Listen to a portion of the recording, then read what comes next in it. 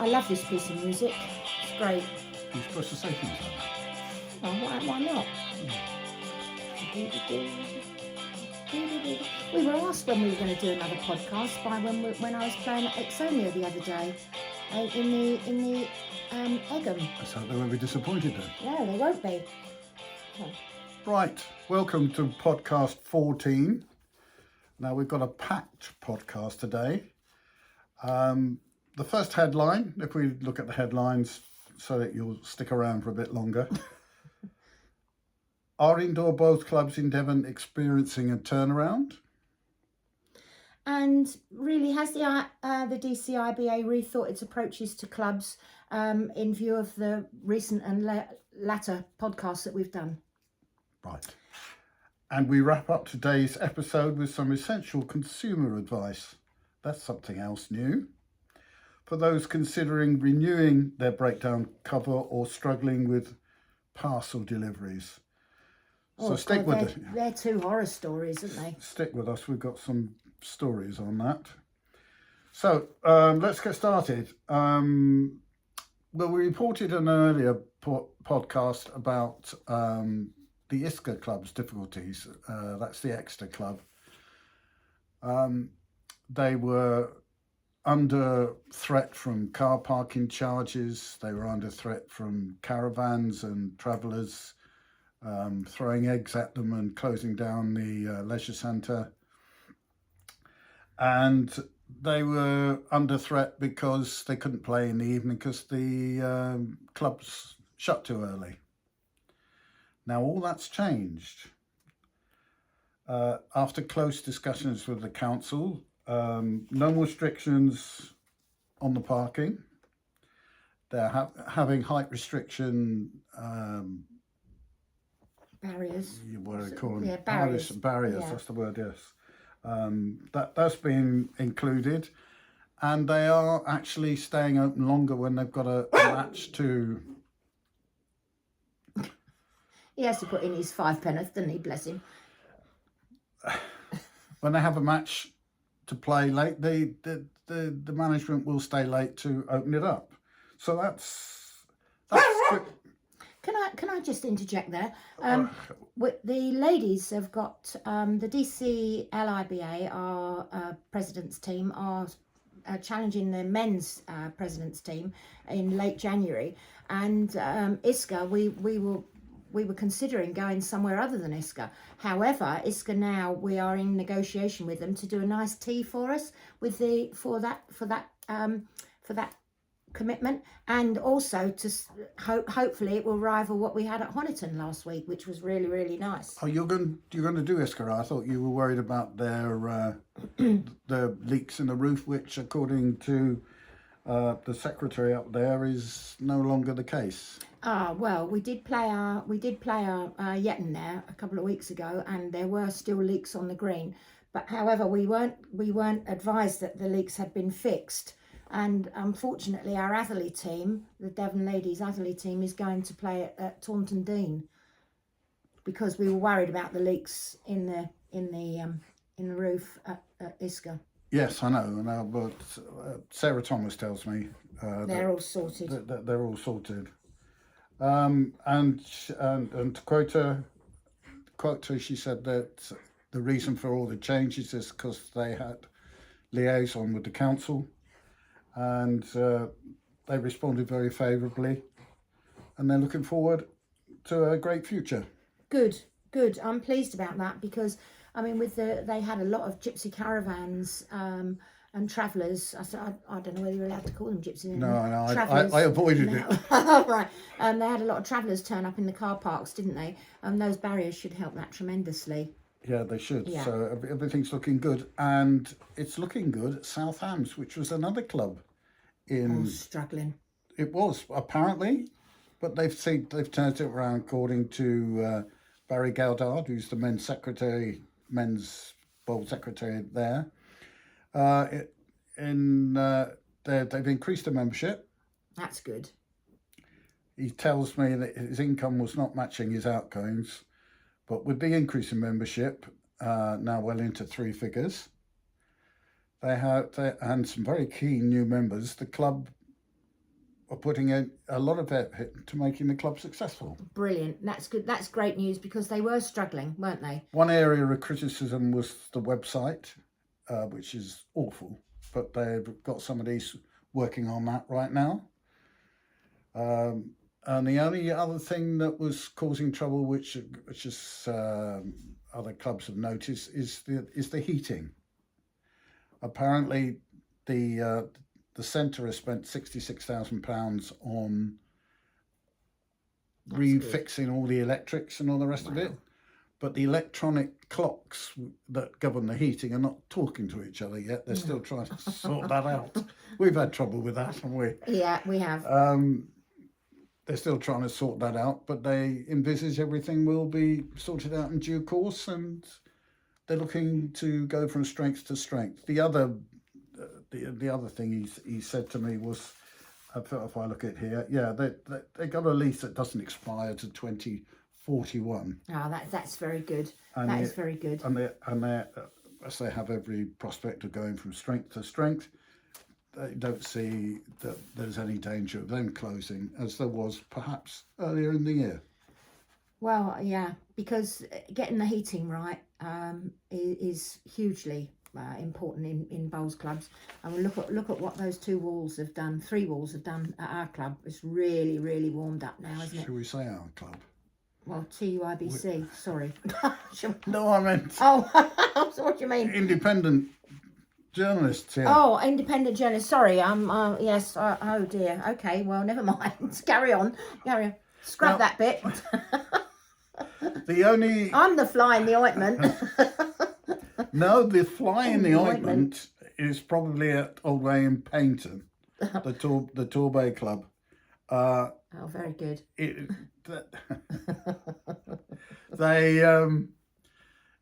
have a little niggle in the back of their minds, because 4 years ago, plans to redevelop the Old Way site meant that they were going to build a new Torbay Club just a few hundred yards down the road or in the site, and from there they were about to obviously there's going to be a gap between the two unless they build the other one first. Yeah, that's not going to happen. But it was not going to happen, except that now the construction's all going on at the top of the site, and there is a danger that those plans could be resubmitted. Oh dear. As far as we know, I spoke to Graham Warren at Torbay, and he says they've heard nothing at the moment, but I don't think they've gone away entirely.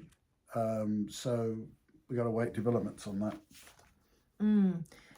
Well, if they are developing that and they're going to build houses, I'm afraid they'll get more from selling houses than they will from building bowls greens. That's the tragedy of it. No, they want to turn that area where the Torbay footprint is into a dog walking thing. Oh, crikey. And some tennis courts. Well, the tennis courts are just courts over there. I don't know. Oh, it's madness. We'll see. Well, let's see how that pans out. But I think that's a long-term project, isn't it? Yes, well, we'll see. So obviously they're a very successful club, Torbay, and the last thing they want to do is move anywhere, even if it is a few hundred yards. Yeah. Right, now to our other headline, the DCIBA. Are we affecting what they do at the... Shall I start that one? Yeah, go on. I want to remain a little bit independent here. The last AGM, when was it, by the way, do we know? Back in October, wasn't it? Oh, was it? Back in October. Late October and early November. The DCIBA announced that they no longer were going to operate with honorariums. Because obviously me in particular, dislike honorariums intensely. So I thought, oh, that's good. But no, they turned honorariums into allowances. And they're still taxable. It's still taxable, whether you call it Allowances an allowance. I don't know the honorariums. An allowance or an honorarium, they're still taxable. I mean, it's difficult to keep it straight. I don't know how they kept a straight face when they were saying this, to be honest. So now honorariums are allowances. And the money doesn't go to the person, it goes to a post. So we've now got posts with bank accounts. The Devon County organisation. Well, I won't say anything about the difference between a post and some of the members. The hole that they're digging is getting deeper. That's all I'll say. Yeah. So it's just amazing. They also asked me the previous time to do a constitution, which I presented to them before I did the whole. I think when they said to me, why they picked me, I don't know, but I think they'd think I'd turn it round. They said, well, you do it. You do the constitution, David. So yeah, I did. You did a cracking constitution. Rewrote the whole thing. And it was really, really good. Now, well, thank you for that. Glamorous assistant. I'm very pleased with that. Yeah, it's. I was a little bit disappointed with the fact that they didn't come back to me to. You had no feedback at all, have you? No feedback at all. And I think that's sad because you put in hours. Well, I did help you for an hour or so, but you did put in hours and hours and hours of work into that. And to have no feedback, I think, is a little bit rude, really. But what we did, what I found out, now they're going to do a new constitution. Obviously, that's going to have to go to a special meeting to deal with it. And then ratified at the AGM. Obviously, I took this constitution apart. And the interesting thing for me was that there was nothing in it that gave them a mandate for honorariums, allowances, backhanders, bribes, inducements, whatever you want to call them. Postal votes. Coming to postal votes. And there was nothing about postal votes, which, if you remember Postal Votegate, which was in a previous podcast, they actually changed the motion on the floor by producing 4 postal votes. There's no mandate for postal votes. No. And they didn't prove them in any shape or form. And I'm surprised nobody was arrested for that, to be honest. It's fraudulent. Anyway. Don't get into that. We're not... We put it out there. Yeah. And people said, oh, it's just what the DCIBA do. Oh, well. We move on. Okay, yeah, we move on. Moving on. Right. Consumer corner here. Oh, crikey. Oh, this is something else. This is unbelievable. Now, it's been in the news, the parcel delivering company. I don't want to hog all this, but you don't know too much about this, do you? Well, you did tell me about every delivering or not delivering a set of bowls. Now, they delivered a set of bowls to a person in the Marden Club. Craig Ayres by name, the person who did our... the one that did our music. Exactly right. 350 quid's worth of bowls, which he bought from a private source. Wasn't a dealer or anything like that. Now, he was away on holiday when they were delivered. So they took the photograph. They took them back. They obviously took them back because they said they were going to re-deliver them. But they never found them. Never found them again. Right. So he lost 350 quid. What about, did they not have any money? No, did they not compensate him at all? This is the point, isn't it? This is the point. There ought to be laws now in government these days that make the delivery that's got to be delivered, the package, down to the people who's delivering. It's not. It's still the provider who's it still owns it. So they've got no problem at all with bad form. With just washing their hands of the whole thing. They've got no comeback. It's got to be the deliverer's point of view. There is another thing about that. In my energetic youth, I was an inspector for the Department of Health and Social Security. Now, what's it, work and pensions, whatever they're called now. And I went out on National Insurance Inspector, one of my jobs was to go out and check that people who were working for an employer allegedly self-employed if they were in fact self-employed. And a number of people, delivery drivers, did this. They weren't self-employed. I'd apply rules, how much control there was and all, where the wages were paid and could they do their own thing. It wasn't. It's people getting out of paying their national insurance contributions. Yeah. So obviously, if you've got self-employed, and that doesn't apply to every one of these delivery or any one of these couriers, you're going to get suspect people involved. Yeah. Because they're not employed. No. So to me, that's what the government. It's no good putting up the national insurance contributions if you don't take it. It's just going to make it worse, isn't it? Really, going to make the situation worse. And they're one of the top four every, and as far as I'm concerned, they're cheating in order to be in the top four. Yeah. And right, so that's my End of rant. End of rant. Well, now, you've got a bit of a story about the RAC now, haven't you? The RAC. Green flag. That's who I'm with. Green flag. Go on. Tell us about the RAC. I've heard this story. Are we getting I think sponsored for this? Well, I don't know. You mentioned Green Flag. I ought to get sponsored for Green Flag. Am I not allowed to say things like that then? We went to Barnstable, and on the way back, about a mile out of Barnstable, the car that would contain the whole rink, all four of us, the windscreen wipers stopped working. Consequently, as it was pouring with rain, we had to stop in a lay-by. Now this was at 4:20. So he rang the RAC. They came along with a man at 7 p.m. who mucked around took out the fascia and God knows what else. At 7 p.m. said he could, been there about 10 minutes, said he can't do anything. So we risked life and limb and drove in the car to a supermarket. Yeah, supermarket. Services. And there we waited. Now, bear in mind, we've been in contact with this woman who was on the emergency thing and said, well, we're in trouble here. Can you do something? And she turned around and said, no, I'm only on the emergency thing. I can't help you.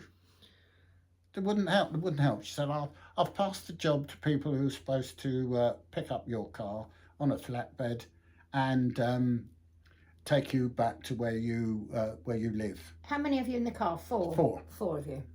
Right. Just to cut a long story short, because it's extremely boring. At 10:45, a flatbed arrived.